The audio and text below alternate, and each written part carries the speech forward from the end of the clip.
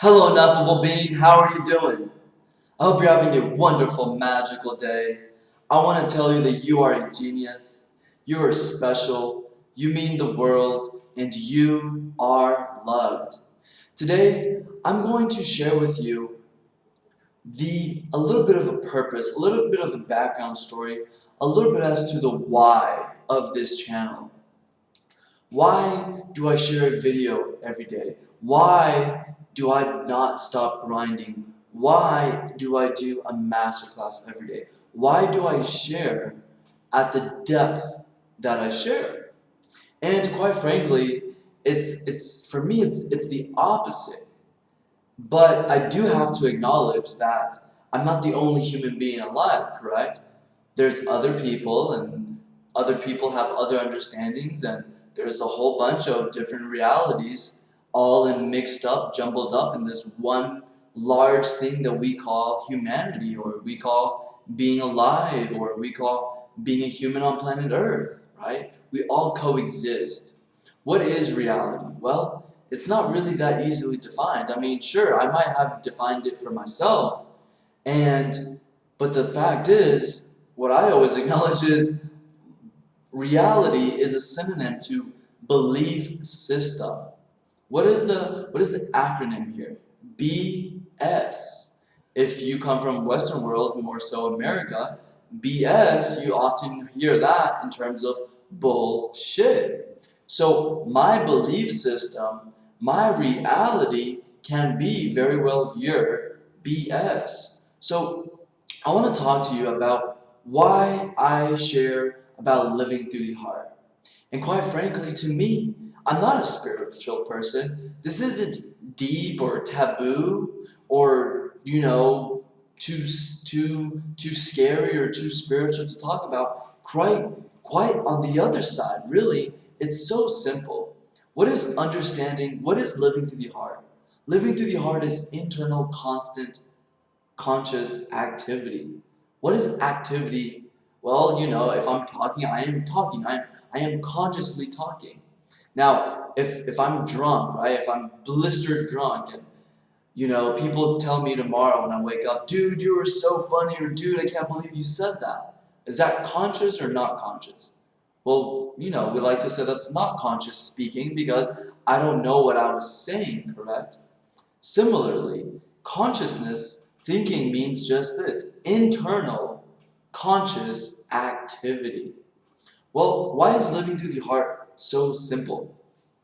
And why do I believe that at the depth that, this could be perceived, my message, why is it really not deep? And why is it actually on the surface? Well, the simple fact is that we all experience the same reality. We're all on planet Earth. So whatever, the context, the substance, the medium actually is the best word, the medium at which we all perceive reality is the same.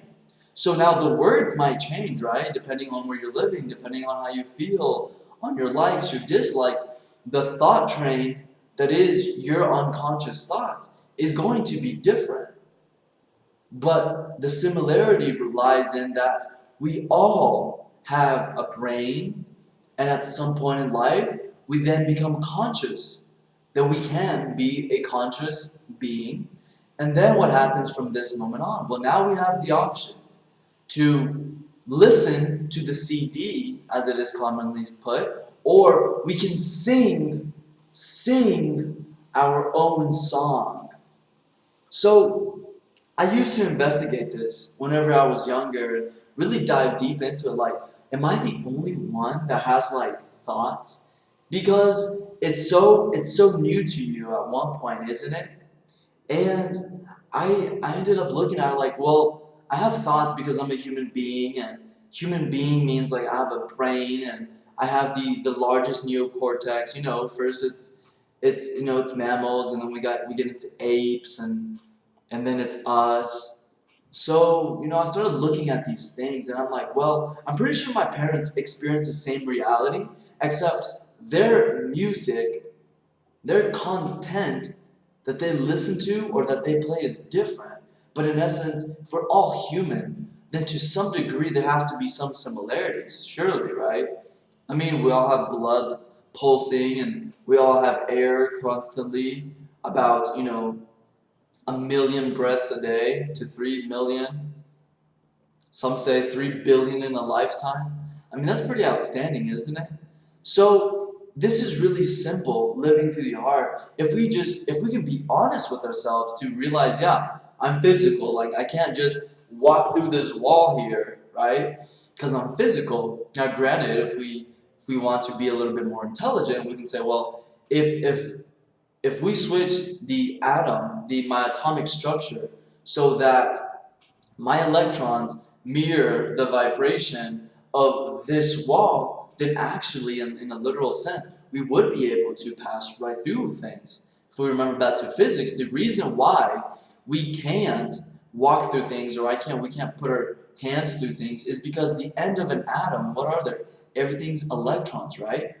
Well, what are magnets? Well, positive and a negative is the only thing that's going to attract, but a negative and a negative cannot attract. That is a simple reason why we can't just like pass through physical things. But on the other side, what else are we? We are everything that is not physical. So this is thoughts, imagination, emotions, all of these things, and a lot of it we can create.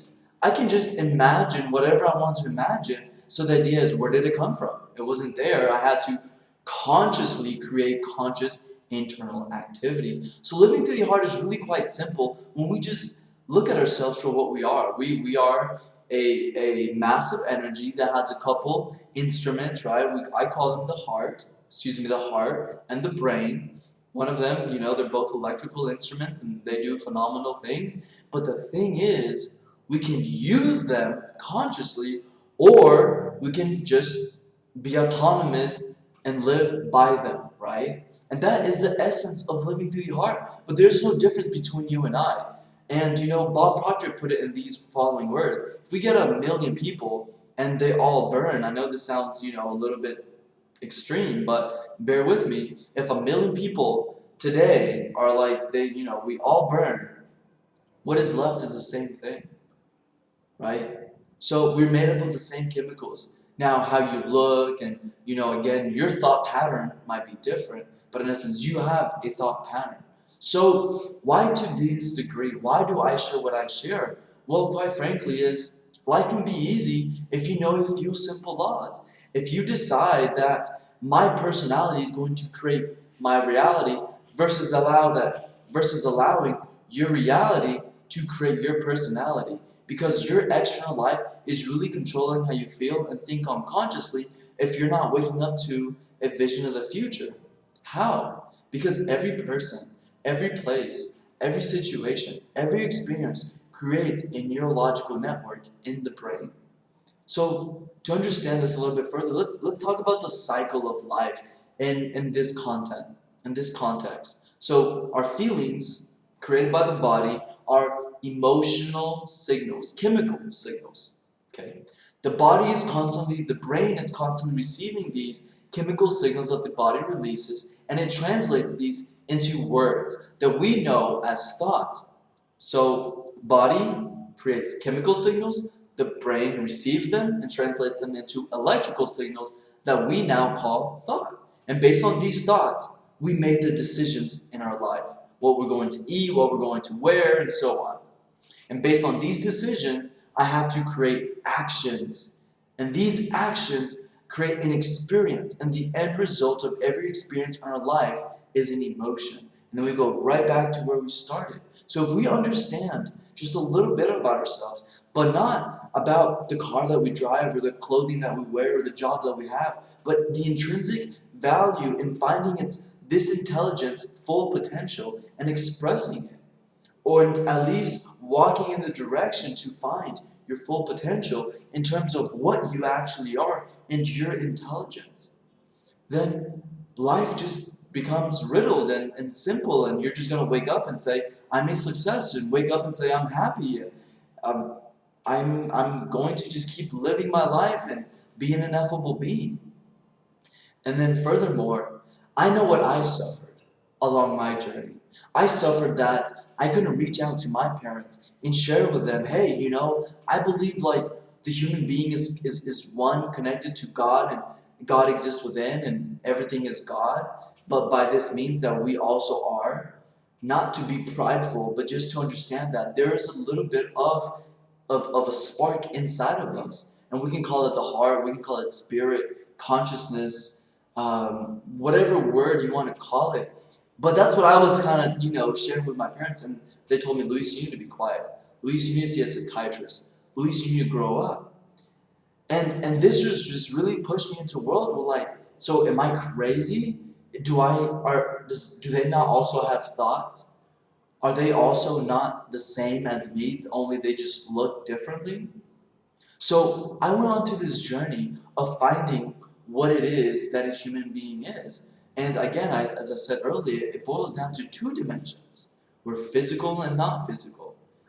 My parents, perhaps, they'd like to just acknowledge their physical experience and live through life through just one dimension. But diving into myself and experiencing the possibilities and the depth of the human being, I found that what I was suffering was an extraordinary sense, a vivid memory and an extraordinary sense of imagination. That's what I was suffering. That's why I wasn't going to apply for jobs. That's why I lost my relationships with my family, all physical possessions, all romantic relationships, and ended up 100,000 miles away. But that's not just what I was suffering, because I am me.